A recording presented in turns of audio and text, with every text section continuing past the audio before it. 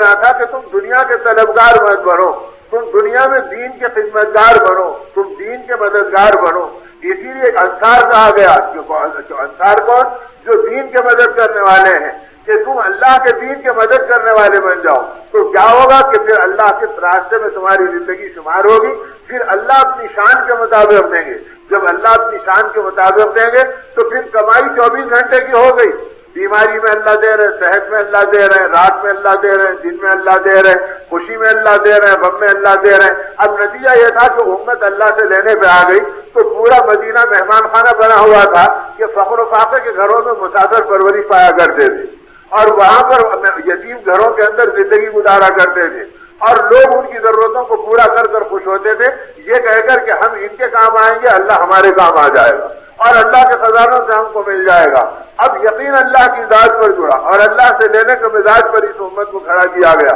تو امت کی نگاہوں میں مرد ہو یا عورتیں ہو، چھوٹا ہو یا بڑا ہو، ان کا مزاج یہ تھا کہ اللہ کی مرضی پر اپنی زندگی کو ڈال دو کہ اللہ کی شان کے اعتبار سے ہم لینے والے بن جائیں۔ اب نتیجہ یہ تھا جب اللہ کی شان کے اعتبار سے مل رہا تھا تو جب ملنا ہی ملنا ہے، ہر عمل کے اوپر مل رہا ہے، تو خرچ کا کوئی سوال نہیں اور آمدنی ہے، تو اب نتیجے میں صحابہ کو پریشانی گئے گی۔ اب ان میں دعا کی طاقت آئی، ان میں اللہ کے خزانوں پہ بھروسہ آیا، ان کی زندگی کو دیکھ کر غیر اسلام میں داخل ہوئے۔ حضرت عیسیٰ صاحب رحمۃ اللہ علیہ فرمایا کرتے تھے کہ مدینے کی زندگی میں صحابہ کے خرچے 4 گنا بڑھ گئے اور آمدنی 4 گنا گھٹ گئی۔ اللہ کے دین کی محنتوں میں لگ گئے تو جتنا وقت دین کی محنتوں میں رہتے، تعلیم کے حلقوں میں رہتے، مسجد کی آبادی میں رہتے، جماعتوں کی نصرت میں رہتے، وہ وقت ان کا کمائیوں سے ہٹ گیا، اور اس کے نتیجے میں اللہ کے راستے کے مہمان آتے تو ان کو دین سکھاتے، ان کو اپنے گھروں میں ٹھہراتے، تو اتنے ان کے خرچے دوہرے نہیں تہرے اضافہ ہو گئے۔ اب پھر اس کے بعد جب وہ واپس آتے تو ان کو ہدایت دیتے، ان کے ساتھ محبت کرتے، تو گویا 4 گنا ان کے خرچوں کا اضافہ ہو گیا اور 4 گنا ان کی آمدنی کم ہو گئی۔ اب مدینے کے یہود پریشان ہیں اور یہ کہہ رہے ہیں کہ پہلے تو تمہاری چیزیں ہمارے ہاں گروی پڑے رہتی اور رہتی، اور اب تمہاری زندگی کو کیا ہو گیا کہ آمدنی تمہاری کم ہو گئی، بازاروں میں تم کم نظر آتے ہو، مشغلوں میں تم کم لگتے ہو، اور لوگ باہر سے چلے آ رہے ہیں، وہ تمہارے گھر کھانا کھا رہے ہیں، جا رہے ہیں تو ان کی سواریوں کی پیٹھ پہ ہدایت اور تحائف رکھے ہوئے ہیں اور ان کے ساتھ تم سلوک کر رہے ہیں، اور پھر اس کے باوجود تم ہمارے سے کبھی خرچ نہیں لیتے اور کبھی کسی سودی معاملے لین دین میں تم نہیں آتے اور کبھی تم ہماری طرف مائل نہیں ہوتے۔ تو صحابہ کرام جواب میں ان کو کہتے کہ اللہ نے ایسے نبی کو ہمارے درمیان میں بھیج دیا ہے جس کی برکت سے اللہ تھوڑے میں اضافہ کر دیتے ہیں، اپنے غیبی خزانوں سے مدد کر دیتے ہیں، ہماری ضرورتوں کی کفالت ہو جاتی ہے، اور اللہ نے ہمیں مخلوق سے بے نیاز کر دیا۔ تو نتیجہ یہ تھا کہ مدینے کے یہود کا بڑا طبقہ صحابہ کرام کی استناد اور توکل کو دیکھ کر اسلام میں داخل ہوا۔ تو اس طرح اللہ کے خزانوں سے لینے کا مزاج امت کا بنا تھا۔ اب تو میرے دوستوں لینے کا مزاج کیا بنتا؟ ذرا دنیا کی بات آئی تو راج ٹپک جاتے، اور ذرا مال کے تذکرے آئے تو آدمی کی نگاہیں بھٹک جاتی، اور ذرا دنیا کے چوچلوں کے باتیں سامنے آئے تو ذہن اپنی جگہ پہ نہیں رہتا۔ اب تو بگاڑ اس انتہا پہ آ گیا۔ ابھی مغرب کی نماز میں نے بھی پڑھی، آپ نے بھی پڑھی، آدمی اپنی اپنی نمازوں کا جائزہ لے لے، میں اپنی نماز کا، آپ اپنی نماز کا، اور اس بات کو سوچے کہ اللہ اکبر سے لے کے سلام پھیرنے تک ہماری نماز کی کیفیت کیا تھی، تو پتہ چلے گا دکان، مکان، دوست، عزیز، اقارب، دشمن، علاج، بیماری سب یاد آئے، لیکن اس نماز میں اللہ کی لذت، آخرت کی عظمت، نبی کی محبت، دین کی فکریں، اپنی زندگی کی ندامت، جو چیزیں نماز پہ خشوع و خضوع کو بڑھاتی اور اللہ کی نسبت سے پیدا کرتی، یہاں تک کہ پوری نماز میں ایک سجدے میں اللہ کے نام سے لینے کی لذت کو ڈھونڈنا پڑے گا تو زندگی خالی نظر آئے گی۔ اس لیے کہ ان محنتوں سے زندگی کھوکھلی ہو گئی تو ہماری مسجدوں میں بازار کی کیفیت آ گئی، اور صحابہ کے بازاروں میں مسجد کے ایمان کے تقاضے پیدا ہو گئے،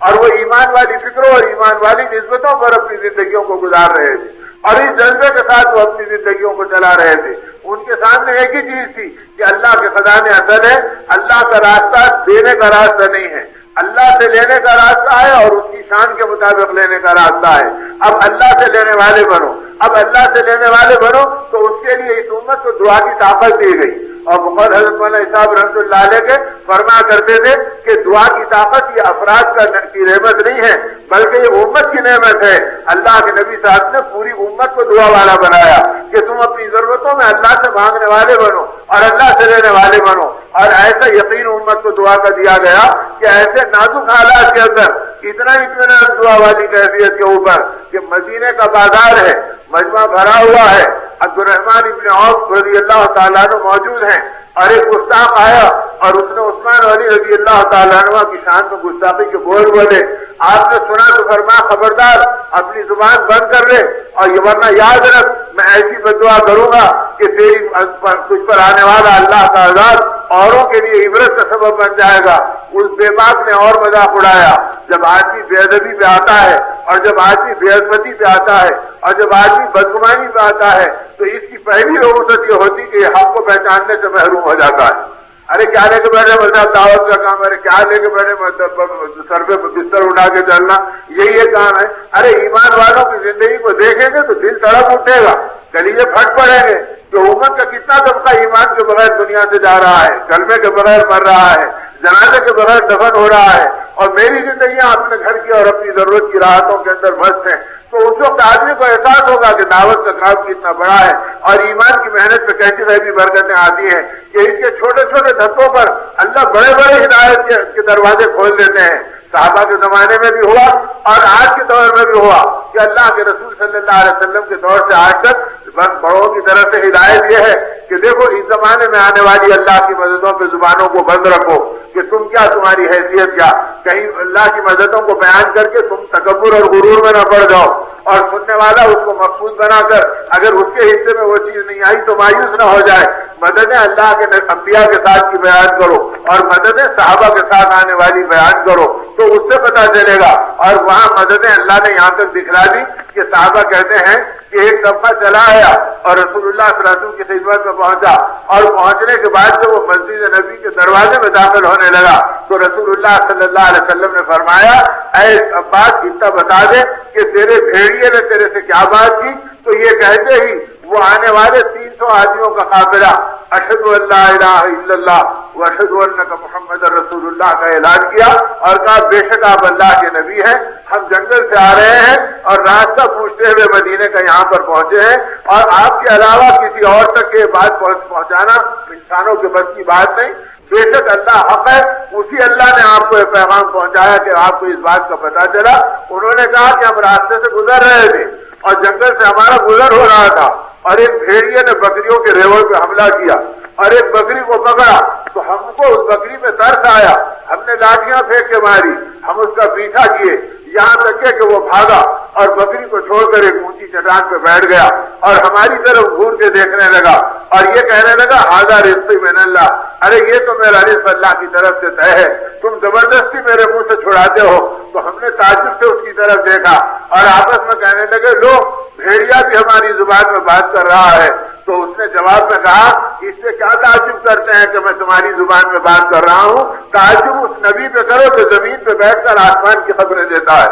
جن کا نام محمد الرسول اللہ ہے، جو مسجد نبی کے اندر بیٹھتے ہیں اور لوگ ان سے آ کے حق کو حاصل کرتے ہیں۔ تو وہاں سے ان کے اندر ولولہ پیدا ہوا، انہوں نے قافلے کو جمع کر کے اس واقعے کو سنایا، جذبہ جستجو کا بڑا تو آگے نکلے، تلاش کرتے مسجد نبی تک آئے اور رسول اللہ صلی اللہ علیہ وسلم نے ان کو دیکھا تو دروازے پہ دیکھتے ہی مسکرا کے فرمایا بتاؤ بھیڑیے نے تم سے کیا کہا؟ تو وہ سمجھ گئے کہ اللہ کے نبی ہے کہ یہ بات ان تک کے پہنچ گئی، اور جب انہوں نے سارا واقعہ سنایا تو آپ نے فرمایا بلال کہاں ہے؟ حضرت بلال کو کہا جاؤ اور الصلاۃ جامعہ کی آواز لگاؤ، جو اس زمانے نبوت اور خلافت کا اہم نعرہ تھا جس میں مدینہ سمٹ جاتا، بازار خالی ہو جاتے اور گھرانے سنسان ہو جاتے اور سارے لوگ مسجد نبی میں جمع ہوتے، اور جب سب جمع ہو گئے تو حضور پاک نے اس قافلے کے سردار کو اور اس قبیلے کے نمائندے کو بلایا اور ممبر پہ اپنے بازو اس کو کھڑا فرمایا اور یہ فرمایا کہ میرے بازو کھڑے رہ کر اس واقعے کو اس پورے میرے ساتھیوں کو سناؤ